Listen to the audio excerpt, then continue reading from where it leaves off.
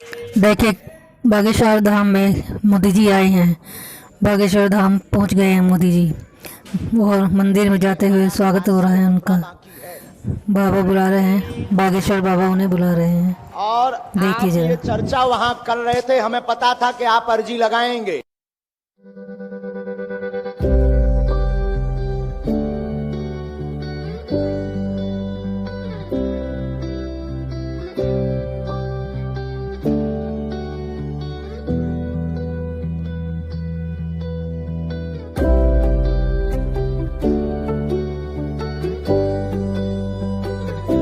एक बार प्रेम से बोलिए बागेश्वर धाम की। बिना कहे मन की बात जानने वाले इस दुनिया में केवल दो ही लोग हैं, एक तो ऊपर बैठा भगवान और दूसरा हनुमान जी के परम भक्त बागेश्वर धाम सरकार जी, जो अपने प्रवचन से लोगों को हैरत में डाल देते हैं। आए दिन इनकी वीडियोस यूट्यूब पे वायरल होते हैं। कभी ये लोगों के झूठ को सामने लाते हैं तो कभी उनके अंदर समाये हुए भूतों को भगाते हुए नजर आते हैं। हर कोई इनके चमत्कार को देखकर हैरान है और अब तो मनोज तिवारी से लेकर अमिताभ बच्चन यहाँ तक कि नरेंद्र मोदी जी भी इनके फैन हैं। और तो और कहा जाता है कि बागेश्वर सरकार का एक अदृश्य सेनापति है जो भूतों को भगाने में इनकी मदद करता है। तो क्या है बागेश्वर सरकार की पूरी सच्चाई, चलिए जानते हैं। दोस्तों, हमारे देश में कई सारे साधु महात्मा और बाबा आए और गए। कई सारे लोगों ने उनके आश्रम और धाम पर माथे टेके। यहाँ तक कि बड़े बड़े फिल्मी सितारों ने भी कई बाबाओं के दरबार में हाजिरी दी है। लेकिन इस समय जो प्रसिद्धि बागेश्वर महाराज जी को मिल रही है वो आज तक कभी किसी को नहीं मिले। लंबे बालों वाले, माथे पर चंदन और अक्सर सिर पे पगड़ी बांधे नजर आने वाले बागेश्वर धाम सरकार की बात ही कुछ और है। और इस चीज का सबसे बड़ा सबूत बड़े बड़े फिल्मी सितारों का इनके धाम पर आकर प्रवचन और गीत सुनना है। फिर चाहे मोदी सरकार के सबसे दिग्गज नेताओं में से एक और मशहूर गीतकार मनोज तिवारी हो, या फिर साउथ इंडियन फिल्म इंडस्ट्री के सुपरस्टार सुमन तलवार हो, जिन्होंने बागेश्वर धाम आकर बाबा के नाम पे ठुमके भी लगाए और हाथ जोड़कर नमस्कार भी किया। अभी हाल ही में सदी के महानायक अमिताभ बच्चन जी की भी एक वीडियो बहुत ही ज्यादा वायरल हो रहे थे, जिसमें वो बैठकर बाबा के कीर्तन का आनंद ले रहे थे।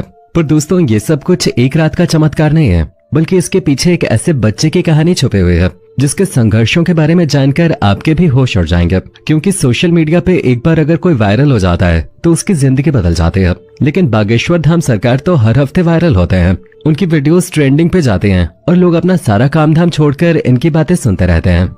हजारों की संख्या में लोग अपनी मनोकामनाओं को पूरा करवाने और अपनी तकलीफों को दूर भगाने के लिए बागेश्वर धाम दर्शन के लिए पहुंच जाते हैं। और ये सब कुछ मुमकिन हो पाया है बागेश्वर धाम जी के चमत्कारों की वजह से। कहा जाता है कि स्वयं हनुमान जी की कृपा बागेश्वर बाबा के ऊपर बनी हुई है और उन्हीं की असीम शक्तियां हैं, जिनकी सहायता से बागेश्वर धाम सरकार किसी के भी मन की बात को जान लेते हैं और उसके बताने से पहले ही कागज पे उसकी समस्याएं लिख देते हैं, जिसके कई सारे प्रमाण अपने वीडियोस के जरिए देखे होंगे।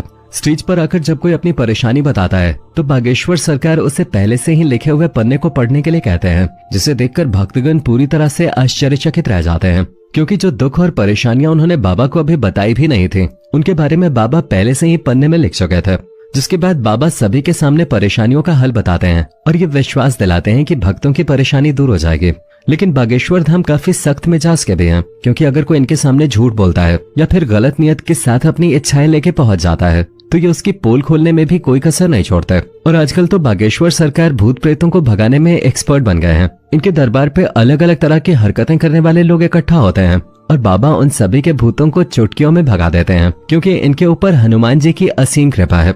वो कहते हैं ना कि भूत पिशाच निकट नहीं आवे, महावीर जब नाम सुनावे। और महावीर से याद आया, जो लोग हनुमान जी के परम भक्त हैं वो कमेंट बॉक्स में जय श्री राम लिखना न भूलें। हनुमान जी के परम भक्त बागेश्वर सरकार जी का असली नाम पंडित धीरेन्द्र कृष्ण शास्त्री है, लेकिन लोग इन्हें बागेश्वर धाम वाले महाराज या फिर बागेश्वर सरकार के तौर पे जानते हैं। पंडित धीरेन्द्र कृष्ण शास्त्री का जन्म 4 जुलाई 1996 को मध्य प्रदेश के छतरपुर जिले में छोटे से गांव गढ़ा में हुआ था। ये एक बहुत ही गरीब पंडित परिवार से ताल्लुक रखते हैं। बागेश्वर सरकार अपने एक इंटरव्यू के दौरान बताते हैं कि जब वो मात्र 9 साल के थे तब उनका मन बालाजी महाराज की सेवा में लग गया था। इन्हें हनुमान जी की भक्ति और उनके प्रेम के सिवा और कुछ भी नजर नहीं आता था।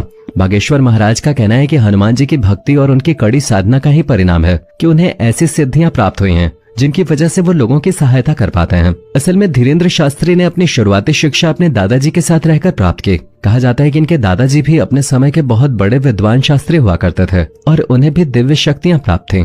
इनके दादाजी भी दिव्य दरबार लगाकर लोगों की समस्याओं का हल करते थे। तभी से धीरेन्द्र शास्त्री ने अपने दादाजी को अपना गुरु मान लिया और उनसे ही सारी चीजें सीखने लगे। दादाजी के साथ रह के ही इन्होंने रामायण और गीता जैसे धार्मिक ग्रंथों का अध्ययन किया। लेकिन अगर प्रारंभिक शिक्षा की बात की जाए तो बागेश्वर सरकार ने अपने गांव से ही 8वीं की पढ़ाई पूरी की और फिर उसके बाद अपनी आगे की पढ़ाई करने के लिए इन्हें गांव से करीब 6 किलोमीटर दूर जाना पड़ता था, क्योंकि गांव में हाई स्कूल नहीं था और केवल 8वीं तक की पढ़ाई की सुविधा थी। इसी तरह घर से चलकर इन्होंने स्कूल तक का सफर तय किया और अपनी 12वीं की परीक्षा दी।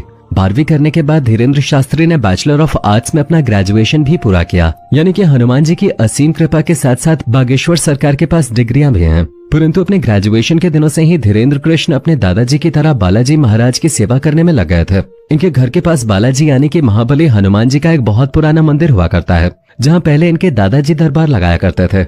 लेकिन उनके मृत्यु के बाद दरबार कई सालों तक खाली रहने लगा। फिर भी धीरेन्द्र कृष्ण शास्त्री ने हनुमान जी की सेवा करनी नहीं छोड़ी और वो लगातार बालाजी के नाम का ध्यान करने लगे।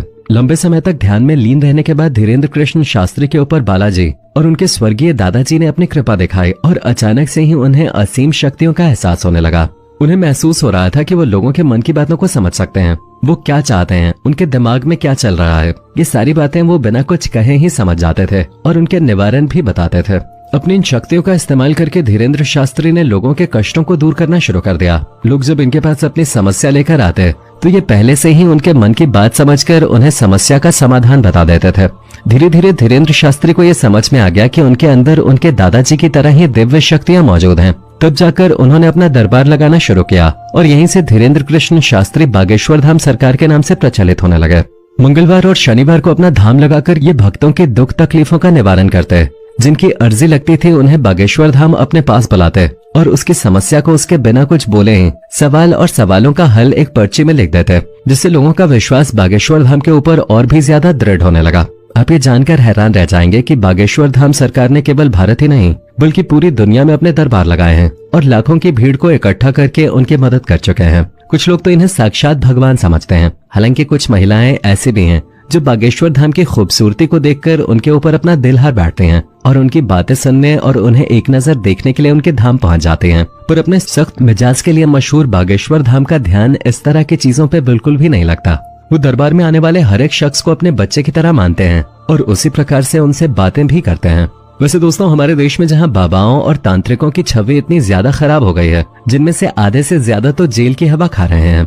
जैसे ही किसी बाबा के ऊपर विश्वास होता है, उसके काले कारनामों का चिट्ठा खुलने लगता है और लोग इन चीजों के ऊपर विश्वास करने से घबराने लगे हैं। इस माहौल में अगर कोई 26 वर्षीय शख्स अपनी दिव्य शक्तियों से लोगों को हैरान कर दे तो दुनिया के मन में सवाल तो उठेंगे और इन्हीं सवालों का जवाब ढूंढने के लिए कई सारे मीडिया कर्मी भी बाबा के दरबार में चोरी चुपके जा चुके हैं ताकि बागेश्वर धाम की सच्चाई जान सकें। पर इतने सारे स्टिंग ऑपरेशन करने के बावजूद भी कोई ये समझ नहीं पाया कि आखिर बागेश्वर सरकार लोगों के मन की बात को कहते हैं, क्योंकि कई सारे नए लोग जो दरबार में आए होते हैं उनकी अर्जी लग जाती है और जब वो बाबा के सामने जाते हैं तो उनके मन की सारी बातें बाबा पहले ही लिख चुके होते हैं। इस तरह की चीजें देखकर मीडिया कर्मी भी हक्के बक्के रह गए और लगातार बागेश्वर बाबा को लेकर जांच पड़ताल कर रहे हैं, लेकिन अभी तक उन्हें कोई भी ऐसी चीज प्राप्त नहीं हुई है जिसे लेकर वो बागेश्वर धाम सरकार के ऊपर किसी तरह का आरोप लगा सकें।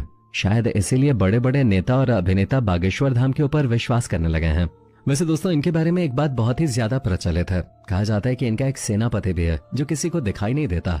वो सेनापति बागेश्वर धाम सरकार को लोगों के भूत को भगाने में मदद करता है। लोगों का इनके ऊपर विश्वास है, तभी तो लोग इनके दरबार में जाकर सच्चे मन से ईश्वर का नाम लेते हैं। आज के लिए बस इतना ही। उम्मीद है आपको वीडियो पसंद आई।